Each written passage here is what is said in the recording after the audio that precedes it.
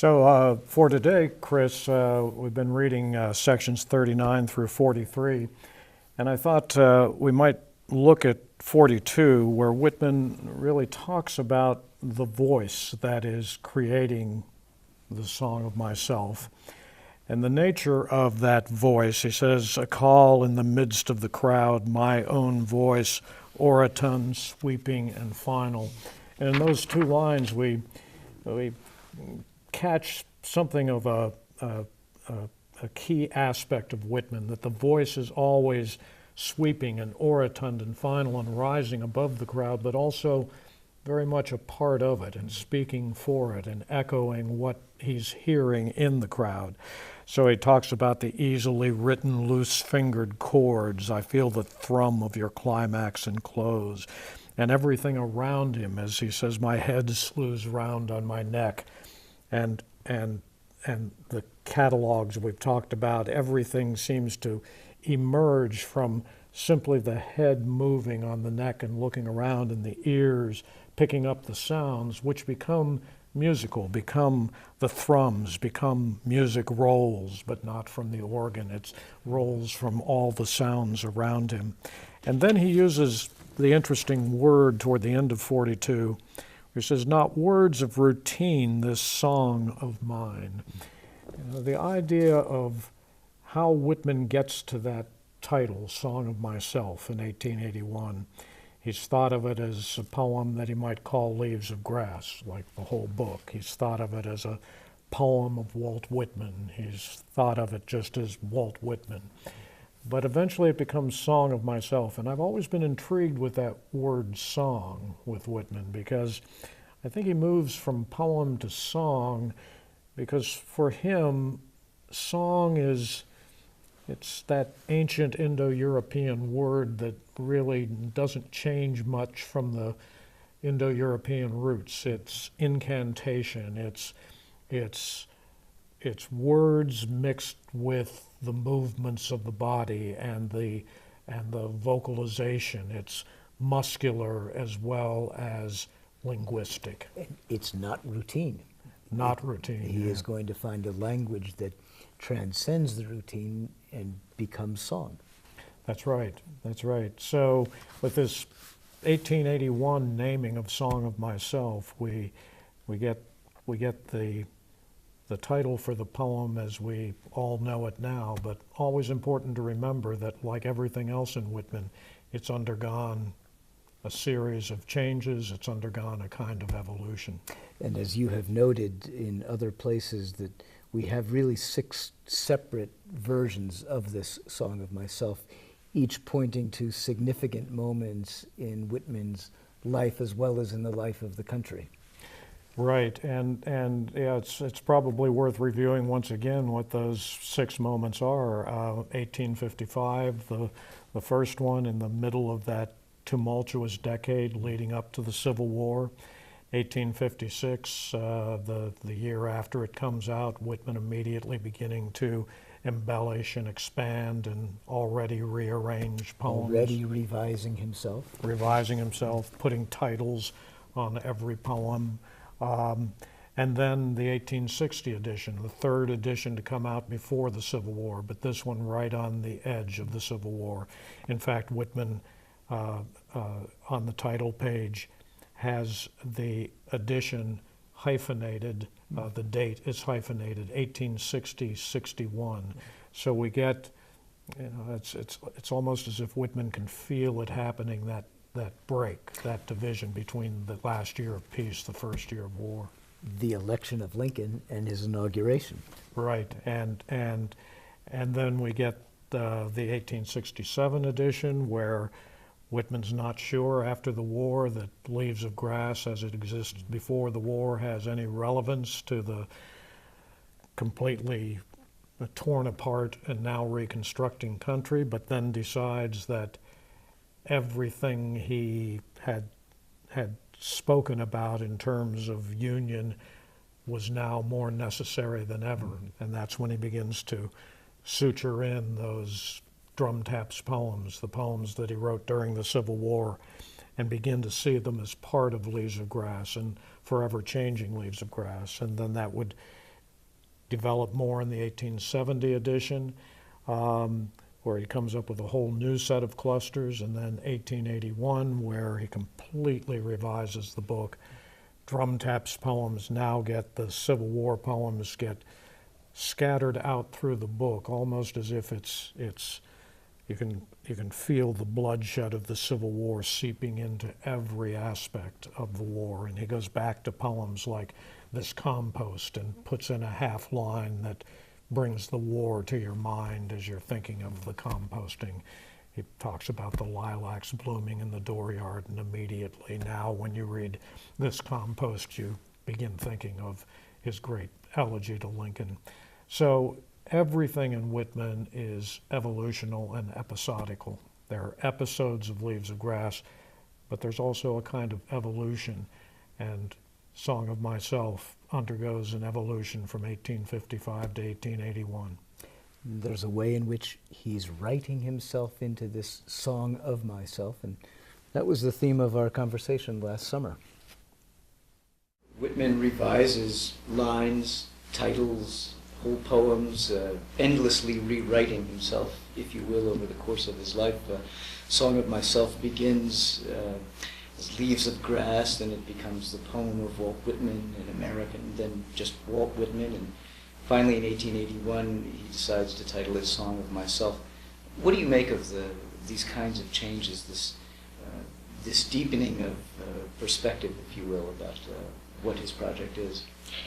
Yeah, it's really what makes Whitman Whitman, that incessant self-revision, that incessant changing of everything having to do with the book Leaves of Grass. And as we track it over his lifetime, it really becomes all the more fascinating, because he initially, when he is writing his poems, conceiving of these poems, he conceives of the lines as individual units that can be moved around, and lots of Whitman manuscripts are literally cut and pasted, where he'll have a poem in a sequence of lines that he then cuts them up and shifts them around until he finds an order that he likes. But the lines themselves are these individual units. As he ages, a lot of critics over the years have felt that Whitman's poems in the last couple of decades of his life decline in quality. But what fascinates me is that he never stops this incessant revision, this shifting around. At the beginning it was the shifting around of lines. Toward the end of his life it was the shifting around of poems, so that every edition of Leaves of Grass has a different ordering of the poems. And what he used to be doing with the lines, cutting and pasting them in different orders to see what happened when these particular units were in a different juxtaposition with each other, he starts doing the same thing with his poems, the poems themselves. So a poem like This Compost feels very different when you put it after Song of Myself or before Song of Myself. What poems surround it, what poems are speaking to it. He keeps creating these different clusters of poems and renaming these clusters. Everything is renaming. Audrey and Rich used to talk about how poetry itself is renaming, and I always think of Whitman when I hear that comment, because for Whitman, Song of Myself and all of Leaves of Grass was a continual act of renaming. Song of Myself, when he begins it with that repeated title. For a long time, people looking at the 1855 Leaves of Grass at the opening poem just believed it was an untitled poem, but in fact right in the place of the title is the repeated title of the book, Leaves of Grass, as if every one of the poems was another leaf in this sort of variegated ground of grass that is growing up out of his imagination. And then he begins to play with the idea of this figure, Walt Whitman, that shares the same name with the Walt Whitman, the historical Walt Whitman, but this Walt Whitman now in the poem becomes the as Borges called him, the mythical figure. Everyman. The everyman figure, yeah. And I think that over the years, Whitman got frustrated with the way people responded to Song of Myself when he was calling it Walt Whitman, or when he was calling it the poem of Walt Whitman, an American.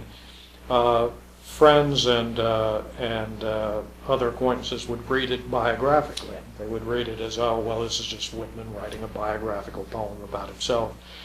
And I think ultimately Whitman decided on that much more distanced title, Song of Myself, as suggesting something about the idea that this epic character that he was looking at was really the I itself. It was the eye of the reader as well as the eye of the writer. And there's such a sense of design through the entire career that this is one long poem that he's creating in Leaves of Grass, and he's renaming the world. As the years go on, how do you imagine what that renaming means? What's that deeper design that he seems to be getting at? I know critics have said there's a lessening of power as the years go on, but by the way you're talking about it, it sounds as if no, he's renaming he's renaming the world anew in ways that have to do with all the experience he's accumulated over the course of a long life. Yeah, I think that's right, and he certainly, in his own mind, at least by the end of his life, believed that that final deathbed edition, that final arrangement of Leaves of Grass, was the arrangement that he was most happy with, that he had been moving toward. My own sense, though, is that each of those 6 editions of Leaves of Grass, very different editions, each one I think of as a separate book, that each one was responding to a biographical moment, to a cultural moment, to a political moment. Each one had to be arranged differently because he was a different person at that point. I always think of Whitman's love of photography and how Whitman really was of the first generation of humans who ever saw himself age over a lifetime by being able to look back to photographs. And so a book can encompass that. A book can encompass it, and that sort of flip book we're all used to having now, of seeing ourselves as kids growing up to the point we are now, and we can just flip through that little sequence of photographic images. It's interesting to think of what it was like for Whitman, who was really of the first generation, one of the most photographed people of his generation, certainly the most photographed writer. And he had images of himself from his 20s up to his 70s, and as he looked at those with friends, he would say, you know, when I look at these images, I wonder if what I'm looking at is episodical or evolutional. You know, whether I'm seeing episodes of different Walt Whitmans, or whether I'm seeing the evolution of a single Walt Whitman. And I think for Leaves of Grass, it was exactly the same situation. By the end of his life, there were times when he'd look at that book and he'd think, it really is 6 different books. It's 6 different episodes in Walt Whitman's life. And then there were other times he looked at it and he said, no, I can see it's all been evolving toward this. Because I think we all have that sense that both those things are true. We look at ourselves 20 years ago, 30 years ago in a photograph, and we think, yeah, that was me, but in another way, that was a very different person. So that it becomes as much an account as a palimpsest of the different selves. Yeah, an account, exactly. And I really think of those 6 books. If we could get our grip around why he arranged those books in those particular ways.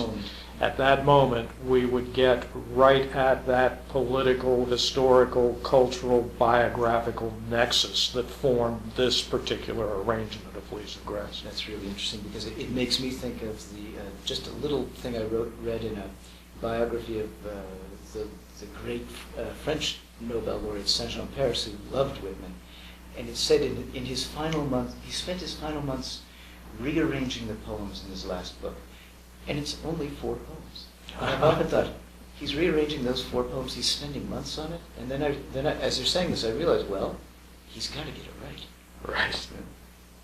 Picking up the sounds which become musical, become the thrums, become music rolls, but not from the organ. It's rolls from all the sounds around him. And then he uses the interesting word toward the end of 42, he says, not words of routine. And the nature of that voice, he says, a call in the midst of the crowd, my own voice, orotund, sweeping, and final. And in those 2 lines, we catch something of a key aspect of Whitman, that the voice. So for today, Chris, we've been reading sections 39 through 43, and I thought we might look at 42, where Whitman really talks about the voice that is creating the Song of Myself, backs and close, and everything around him, as he says, my head slews round on my neck, and the catalogs we've talked about, everything seems to emerge from simply the head moving on the neck and looking around, and the ears. Voice is always sweeping and orotund and final and rising above the crowd, but also very much a part of it and speaking for it and echoing what he's hearing in the crowd. So he talks about the easily written, loose-fingered chords. I feel the thrum of your climate.